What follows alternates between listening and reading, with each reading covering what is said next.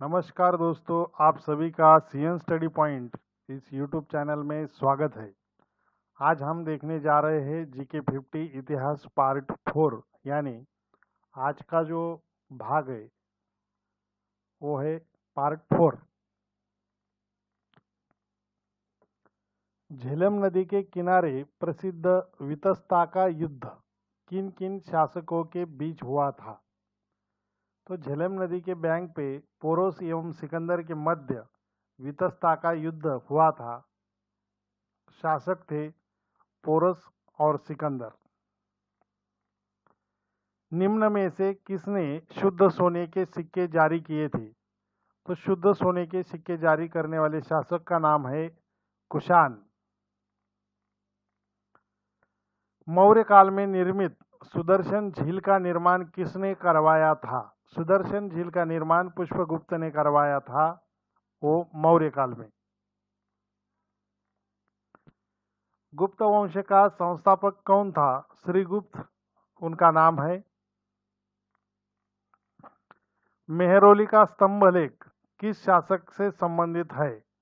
मेहरौली का स्तंभलेख चंद्रगुप्त द्वितीय के संबंधित है। गुप्त काल के किस शासक को कविराज कहा गया है? समुद्रगुप्त इस शासक को कविराज कहा गया है। दीवानी एवं फौजदारी से संबंधित ग्रंथ की रचना सर्वप्रथम कब हुई थी? गुप्त काल में दीवानी एवं फौजदारी से संबंधित ग्रंथ की रचना सर्वप्रथम की गई थी। श्रीलंका के राजा मेघवर्मन ने किस स्थान पर भगवान बुद्ध का मंदिर बनवाने के लिए समुद्रगुप्त से अनुमति मांगी? बोधगया में। चंद्रगुप्त द्वितीय ने कब विक्रमादित्य की उपाधि धारण की थी? चंद्रगुप्त द्वितीय ने शकों का उन्मूलन करने के बाद विक्रमादित्य उपाधि धारण की थी। गुप्तकालीन सोने की मुद्रा को क्या कहा जाता था? दिनार कहा जाता था। गुप्त काल के जनपदों की सूची में प्रथम जनपद का सम्मान किस निम्न में से किसे दिया गया? प्रयाग को। हरिसेन किस शासक का दरबारी कवि था? समुद्रगुप्त के। सारनाथ के घमेक स्तूप का निर्माण किस काल में हुआ था? वह निर्माण हुआ था गुप्त काल में। यूरोपीय भाषा में अनुवादित प्रथम भारतीय ग्रंथ कौन सा है?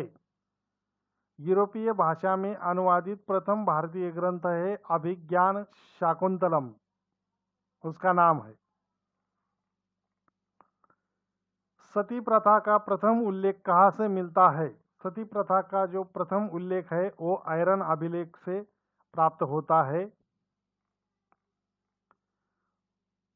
ऋग्वैदिक काल में विनिमय के माध्यम के रूप में किसका प्रयोग किया जाता था? गाय का। ऋग्वैदिक युगीन नदी परुष्णी का महत्व क्यों है? परुष्णी नदी में दाशराज्य युद्ध के कारण परुष्णी नदी का महत्व है।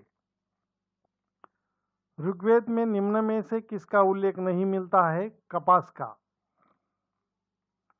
ऋग्वेद में उल्लिखित करीब 25 नदियों में से सर्वाधिक महत्वपूर्ण नदी कौन सी थी? तो सर्वाधिक महत्वपूर्ण नदी का नाम है सरस्वती नदी। ऋग्वेद में जन और विष का उल्लेख क्रमशः कितनी बार हुआ है? तो जन शब्द का उल्लेख 275 टाइम्स हुआ है और विष ये वर्ड का जो उल्लेख है वो 170 टाइम हुआ है। ऋग्वैदिक युग की सर्वाधिक प्राचीन संस्था कौन सी थी? विदत। ऋग्वेद में 10वें मंडल में किसका उल्लेख पहली बार मिलता है? शूद्र का। आर्य शब्द का शाब्दिक अर्थ क्या है? आर्य शब्द का शाब्दिक अर्थ है श्रेष्ठ तथा कुलीन। बोधगया में स्थित वह बोधि वृक्ष जिसके नीचे बुद्ध को ज्ञान प्राप्त हुआ था किस शासक के द्वारा कटवा दिया गया है? गौड़ राजा शशांक।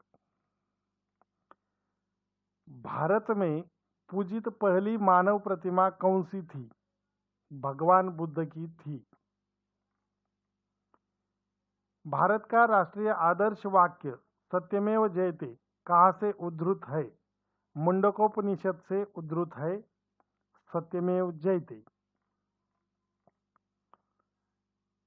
उत्तर वैदिक कालीन ग्रंथों की रचना लगभग 1000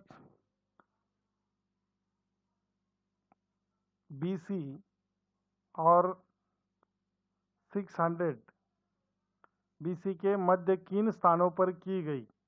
गंगा के उत्तरी मैदान में। सभा और समिति प्रजापति की 2 पुत्रियां थी, इसका उल्लेख किस ग्रंथ में मिलता है? उल्लेख मिलने वाला ग्रंथ है अथर्ववेद। उत्तर वैदिक कालीन ग्रंथों में किस आश्रम का उल्लेख नहीं मिलता? संन्यास का। उत्तर वैदिक काल के महत्वपूर्ण देवता कौन थे? प्रजापति महत्वपूर्ण देवता थे। गायत्री मंत्र किस वेद से लिया गया है? ऋग्वेद से। वेदों को अपौरुषेय क्यों कहा जाता है? क्योंकि वेदों की रचना देवताओं द्वारा की गई थी। यही इस कारण की वजह से वेदों को अपौरुषेय कहा जाता है। राष्ट्र एवं राजा शब्द का उल्लेख सर्वप्रथम कब हुआ? उत्तर वैदिक काल में।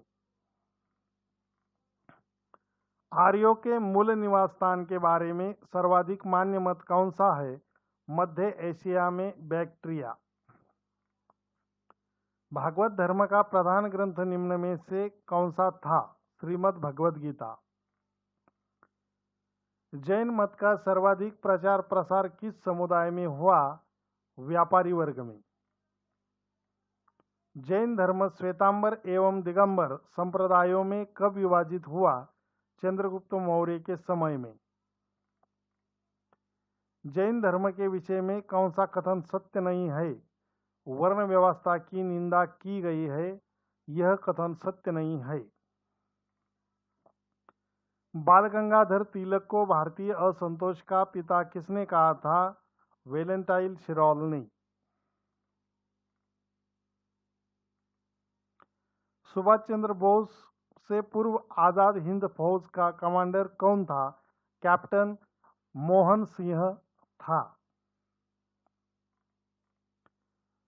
ऋग्वेद में निष्क शब्द का प्रयोग किस आभूषण के लिए किया गया है? गले का हार। इस आभूषण के लिए निष्क शब्द का प्रयोग ऋग्वेद में किया गया है। अथर्ववेद में किन 2 संस्थाओं को प्रजापति की 2 पुत्रियां कहा गया है? सभा एवं समिति। इन दोनों को प्रजापति की 2 पुत्रियां कहा गया है। विशाख दत्त के मुद्रा राक्षस में वर्णित नाम चंद्रश्री यानी चंद्रश्री के रूप में किस राजा की पहचान की गई है? उस राजा का नाम है चंद्रगुप्त। निम्नलिखित में से कौन सा प्रांत मौर्य साम्राज्य से बाहर था?